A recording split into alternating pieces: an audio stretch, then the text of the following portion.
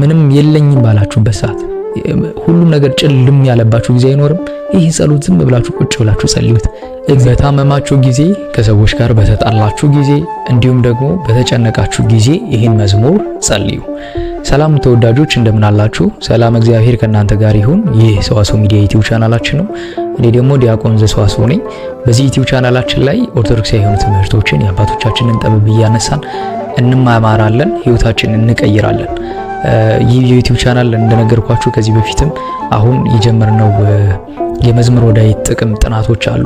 ስለዚህ በየጊዜው የተለያዩ የመዝሙረ ዳዊት ክፍሎችን እያነሳን ጥቅማቸውን በደንብ እየዳሰስን እያብራራን እንመለከታለን። እውነቱን ለመናገር በየዕለቱ ተጨማሪዎችን 10 ብታረጋቸው የሚሉ ጥያቄዎችም ተነስተዋል። ግን ይበዛል። ያንን የማላደርግበት ምክንያት ቀስ እያደረግን እያንዳንዱን በመመልከት በማጥናት ቀስ በቀስ እንድንመለከተው ነውና በአንድ 10ን ባስጠናችሁ የሆነ ሰዓት ላይ ኮንፊውዝ ትሆናላችሁ። ግራ ወደ መጋባት ያመጣል ሰዎችንምና ይህን ቪዲዮ ከመመልከታችሁ በፊት ግን የመዝሙረ ዳዊት መግቢያ የሚል ቪዲዮ ሰርቻለሁ። እሱን ተመልከታችሁት እንድትመጡ እግዚአብሔር ስም ጠይቃለሁ። ለምን ግራ መጋባቶች እንዳይኖሩ። አሁንም ቀድሜ እላለሁ ይህን ነገሮች የምናጠናው ከዕለቱ መዝሙረ ዳዊት ውጭ ባሉት ነው።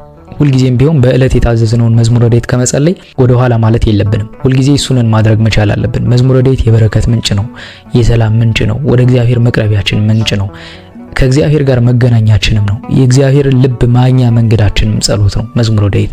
እስከዛሬ መዝሙረ ዳዊት ጸልያችሁ የማታውቁ ከሆነ መዝሙረ ዳዊት መጸለይ ጀምሩ። በህይወታችሁ የምታዩትን ለውጥ ደግሞ እየመጣችሁ ኮሜንት አድርጉልኝ። ስለዚህ ቪዲዮንም ከመጀመራችሁ በፊት ላይክ አድርጉት። በዛ ላይ ደግሞ ዩቲዩብ እያለኝ ያለው 77% የሚሆኑት የዩቲዩብ ተከታዮች ሰብስክራይብ ሳያደርጉን የሚከታተሉ ብሎኛል።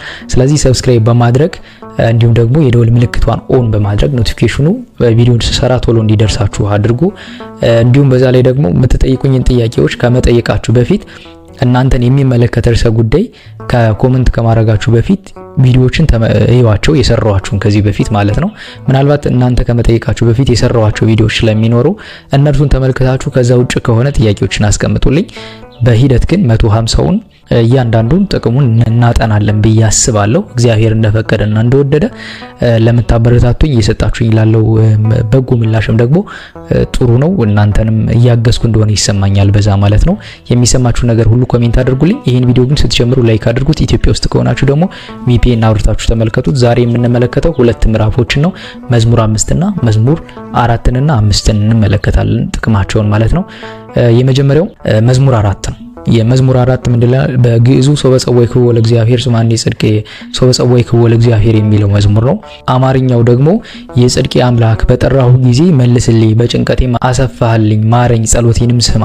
እናንተ የሰው ልጆች እስከመቼ ድረስ ልባችሁን ታከብዳላችሁ? ከንቱ ነገርን ለምን ትወዳላችሁ? ሐሰትንስ ለምን ትሻላችሁ? እግዚአብሔር በጽድቁ እንደተገለጠ እወቁ። እግዚአብሔር ወደ እርሱ በጠራሁት ጊዜ ይሰማኛል። ተቆጡ፣ ነገር ግን ኃጢአትን አታድርጉ። በመኝታችሁ ሳላችሁ በልባችሁ አስቡ፣ ዝም በሉ። የጽድቅን መስዋዕት ሰው በእግዚአብሔር ታመኑ፣ በጎን ማን ያሳየናል የሚሉ ብዙዎች ናቸው። አቤቱ የፊትህ ብርሃን በላያችን ታወቀ፣ በልቤ ደስታን ጨመርክ እያለ ይቀጥላል ማለት ነው። ስለዚህ የጽድቄ አምላክ በጠራሁ ጊዜ መለሰልኝ የሚለው መዝሙር 4ን ለምን እንጠቀመዋለን? የመጀመሪያው ለታመመ ሰው ከዚህ ጋር እንደምትመለከቱት የጽድቄ አምላክ በጠራሁ ጊዜ ምን በልልኝ ይላል፣ መልስልኝ ይላል። እግዚአብሔርም ይላል በጻድቁ እንደተገለጠው ይልና እግዚአብሔር ወደ እርሱ በተጣራሁ ጊዜ ይሰማኛል ይላል። ስለዚህ ሰዎች በህመም ካላችሁ ይህን መዝሙር ብትጸልዩት በታመማችሁ ጊዜ አሁንም የምነግራችሁ አለ። ሁልጊዜም መዝሙረ ዳዊት ስትጸልዩ ከፊታችሁ ማይ አይጥፋ። በእቃ አድርጋችሁ በትልቅ እቃ አድርጋችሁ እንድትጠመቁት እንድትጠጡት ማያ ከፊታችሁ አስቀምጣችሁ ይህን መዝሙር ደግሞ ለታመመ ሰው 3 ጊዜ ብትጸልዩለትና እፍፍ ብላችሁ ብትጸልዩት። ባለፈው ብያችኋለሁ በየጊዜው የሚነሳብኝ የሚተኩስ ሰውነቴን የሚያቃጥለኝ ነገር ነበር ብያችኋለሁና ይህን መዝሙር እኔ ራሴ ፈትኘው የሰራልኝ መዝሙር ነው እና ይህንን ትጸልዩትና እፍፍ ብላችሁ ትጠመቁታላችሁ ማለት ነው። ስለዚህ 3 ጊዜ 7 ጊዜም ልታረጉት ትችላላችሁ። እዚህ ጋር የታዘዙ አባቶች ያስቀምጡት 3 ጊዜ ነው ሊቃውንቱ ማለት ነው። ስለዚህ 3 ጊዜ ታደርጉና ትጠመቁታላችሁ ማለት ነው። ሌላኛው ደግሞ ከሰዎች ጋር በተጣላን ጊዜ ለምሳሌ በተለያየ ምክንያት ከሰዎች ጋር እንጣላለን ብያችኋለሁ። ሰዎችን ክፉ እንዲያደርግ የሚያደርገው ሰዎችን ክፉ እንዲሆኑ የሚያደርጋቸው እነርሱ ሳይሆኑ ጠላት ሰይጣን ነው። ስለዚህ በልባቸው የሰፈረውን ሰይጣን ለመስበር ይህን ጸሎት መጸለይ ይኖርባችኋል ማለት ነው። እናንተ መልካም የሆነ ኃይል ይዛችሁ ስትሄዱ ክፉን ኃይል ማሸነፍ ትችላላችሁ። እናንተ በልባችሁ ክፋት ካለ ግን ክፉ ኃይሉ እየተጨመረ እየተጋጋለ ይሄዳል፣ ከሰዎች ጋር እንድትጋጩ ያደርጋችኋል። ስለዚህ ሰዎች በተጣላችሁ ጊዜ ለምሳሌ በተለያየ ምክንያት ከሰዎች ጋር ተጋጭታችሁ ከሆነ እስክትታረቁ ድረስ ይህንን ጸሎት በየዕለቱ መጸለይ ይኖርባችኋል ማለት ነው።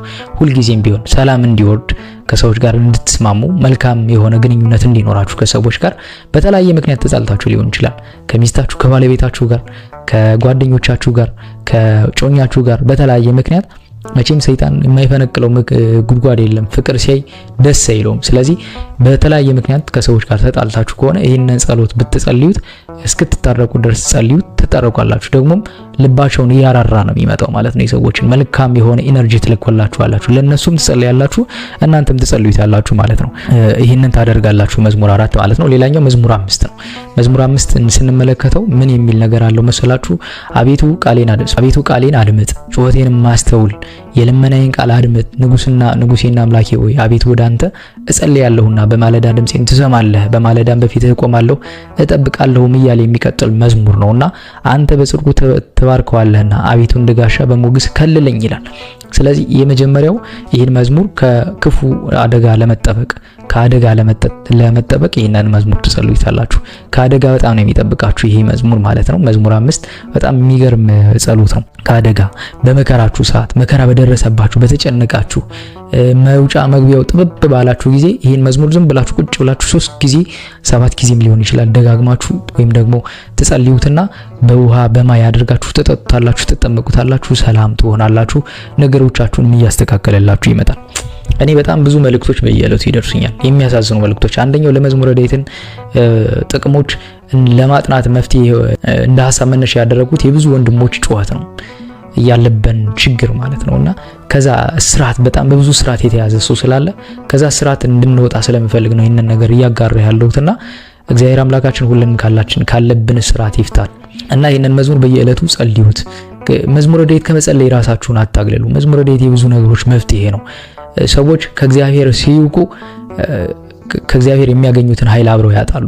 ስለዚህ ፈተናም መንፈሳዊም ስጋዊም ፈተና ይደርስባቸዋል። ስጋዊ ፈተናችንን ለማሸነፍ ኃይል የምናገኘው ወደ እግዚአብሔር ስንቀርብ ነው።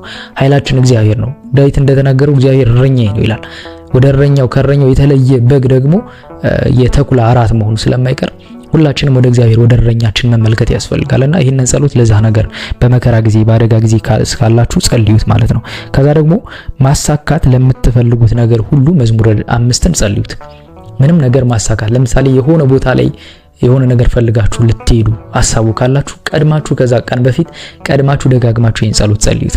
ለምሳሌ ዛሬ የምትሄዱ ከሆነ ባለፈው ቀን መድገም አለች ወይም ደግሞ ነገ የምትሄዱ ከሆነ ዛሬ በደንብ ይህን ጸሎት ደጋግማችሁ 7 ጊዜ ጸልዩትና ተጠጡታላችሁ። ጠዋት ስትወጡም ደግሞ ከቤታችሁ ይህን ነገር ጸልያችሁ ውጡ። ሰው ሰላም እንድትሆኑ ያደርጋችኋል። በውስጣችሁ የእግዚአብሔርን ኃይል ተሸክማችሁ ነው የምትሄዱት። እግዚአብሔር በልባችሁ ምን ይላል መዝሙረ ዳዊት የሚጸልይ ሰው ሥላሴ በልብ ውስጥ ይታተማሉ ነው የሚለው። ያን ኃይል ነው ይዛችሁ የምትሄዱት። እግዚአብሔርን ተሸክማችሁ ነው የምትሄዱት። ስለዚህ ድል የማታረጉት ነገር አይኖርም ማለት ነው። ስለዚህ ምንም ነገር ማሳካት ስትፈልጉ መጀመሪያ ይህን ጸሎት ጸልዩት። ጸልያችሁ በውሃ አድርጋችሁ ጠጡት፣ ተጠመቁት። ሌላኛው ደግሞ ለራስ ምታት በጣም ብዙ ራሳችሁን የሚያማችሁ ከሆነ ራስ ፍልጠት ምናምን አይነት ካለው ፔን ካለው የራሳችሁን ይህን መዝሙር ትጸልዩትና እንዳልኳችሁ ትጠመቁታላችሁ፣ ከዛ ትጠጡታላችሁ። ከዛ ነገር ይገላግላችኋል ማለት ነው። ስለዚህ እነዚህን 2 መዝሙሮች የመጀመሪያው መዝሙር 4 ለታመመ ሰው ይሆናል።